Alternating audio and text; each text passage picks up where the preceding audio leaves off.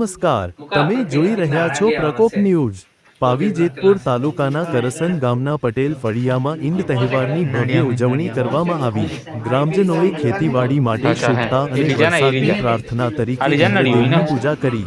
માન્યતા અનુસાર ઈદની પૂજા દ્વારા ખેતી માટે શુભ વર્ષ મળે। 100ની વધુ ગ્રામજનો ભેગા થઈ અને ભક્તિભાવ સાથે વિધિ કરી।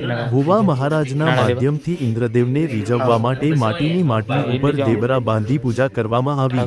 ગ્રામજનોમાં ભવ્ય ઉત્સાહપૂર્વક કરસન ગામના રોહિતભાઈ શુક્લા અને ભુવા મહારાજ જેનાભાઈના માર્ગદર્શન હેઠળ સમૂહ આરતી અને હવન યોજાયો।